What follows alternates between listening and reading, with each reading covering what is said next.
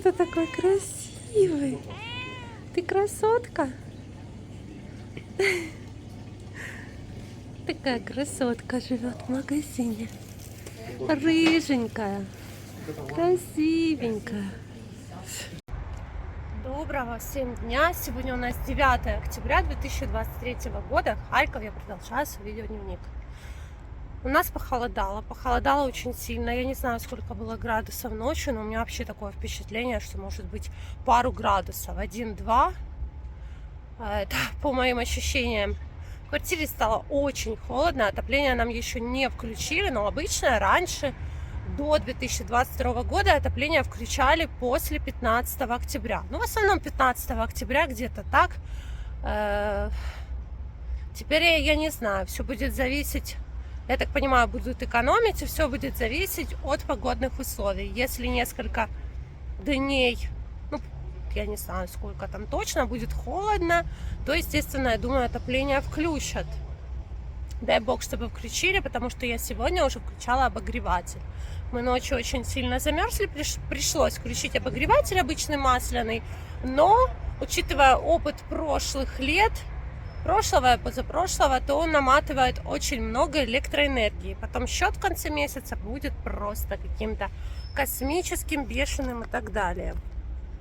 Я сейчас вот возле храма стою, заходила как раз. И что я вам хочу сказать. Бегу с самого утра уже с пакетами, с мешками, по делам, по работе. Вот так вот. Бегаешь, волка ноги кормят, да? Так это и происходит в нашей жизни. Как дети, Нора сейчас занимается, у Норы сейчас обучение онлайн. Каждый день онлайн обучение. Она немножко, конечно, уже подустала.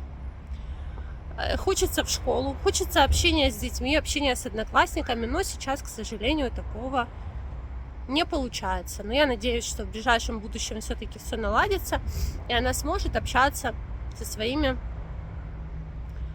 друзьями, одноклассниками в школе. Ну, вы прекрасно понимаете, что такое обучение в школе, что такое обучение дома. Амиран, естественно, в садик не ходит, садики все закрыты.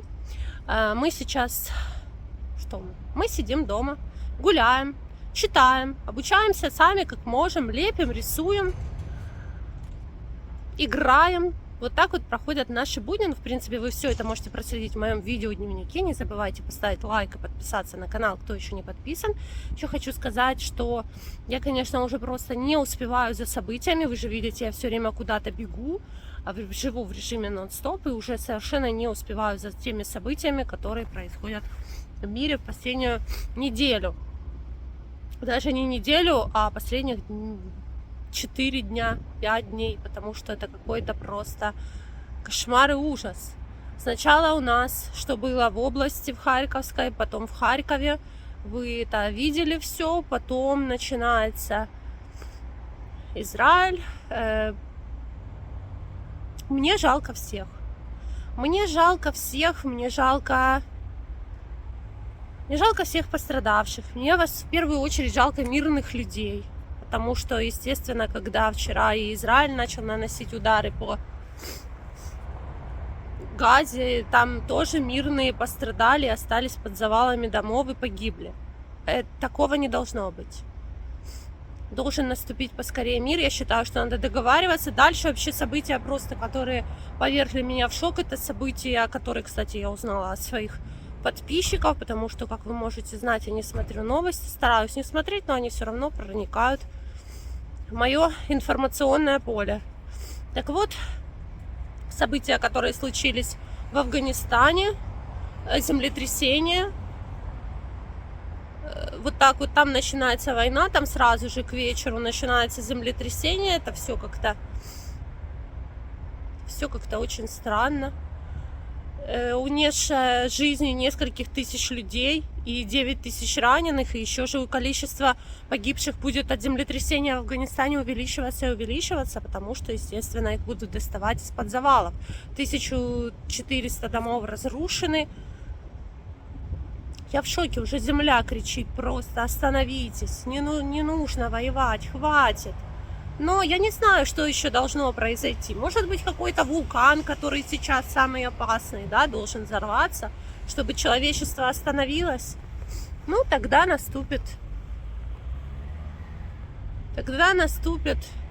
зима, как кто смотрел, что было в 1803 году от вулкана Тамбора.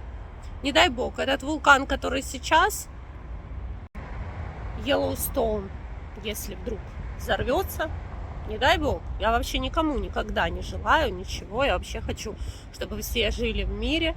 Мне жалко всех. В первую очередь страдают дети, чего вообще не должно быть. В общем, я не знаю, что еще должно произойти, чтобы люди опомнились и перестали убивать друг друга. У нас жизнь не такая уж длинная, чтобы воевать не пойми за что. Я считаю, что надо жить и радоваться жизни, радоваться каждому прожитому дню, радоваться солнцу, радоваться небу, радоваться листочкам, цветочкам, зверушкам, бабочкам, все, что нас окружает, жучкам, мы должны радоваться. Но, к сожалению, некоторые люди живут совершенно в другой реальности. У них другие жизненные ценности, вернее, у них вообще, по-моему, нет никаких жизненных ценностей, кроме самих себя. Что очень печально. Я все равно верю в светлое, счастливое будущее, потому что вера — это основа всего, основа мироздания, основа всего живого. Поэтому верьте в то, что обязательно наступит мир. Я предлагаю, вот как раз учитывая, где я сейчас нахожусь, в этом храме крестили норочку, я предлагаю вам в 7 часов вечера сегодня по харьковскому времени. Давайте все вместе помолимся о мире. Я думаю, коллективная молитва, помните, мы загадывали желание о мире. Я думаю, это нужно продолжать, потому что на какое-то время в связи с событиями, я скажу вам честно, я остановилась и не делала этого. Поэтому предлагаю всем моим дорогим зрителям, подписчикам присоединиться сегодня в 7 часов вечера по нашему времени. Давайте будем молиться о мире. И, как известно, на войне нет атеистов, да, все равно все во что-то верят. И присоединяйтесь.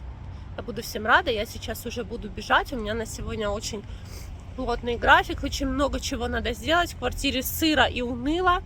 Мне нужно перестирать очень много белья постельного, в общем, вещей. Я не знаю, как они будут сохнуть. В такое время просто ничего не сохнет. И у меня там еще кое-что запланировано, расскажу как-то попозже. В общем, дел куча. Несмотря на все, я считаю, что нужно продолжать жить и делать свои дела. И вам того советую. Не впадайте в уныние, это самый тяжкий грех. Помните об этом. Не сидите, не зная, что делать всегда можно найти. Я вообще не понимаю таких людей, которые сидят и не могут найти себе.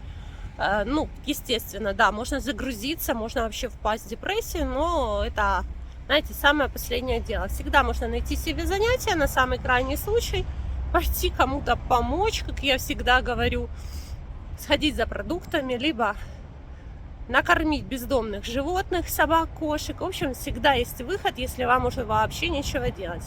А я все чаще подумываю о том, чтобы, наверное, начать планировать время, как-то записывать, куда, на какое время у меня что, потому что я вообще стала как-то, я не успеваю катастрофически. Я все больше и больше убеждаюсь, что в сутках не 24 часа, я вам об этом уже много раз говорила. Ну и ладно, поговорим об этом позже. Опять надо бежать. Всем хорошего дня, хорошего настроения, мирного неба, крепкого здоровья. И помните самое главное, что все войны заканчиваются миром.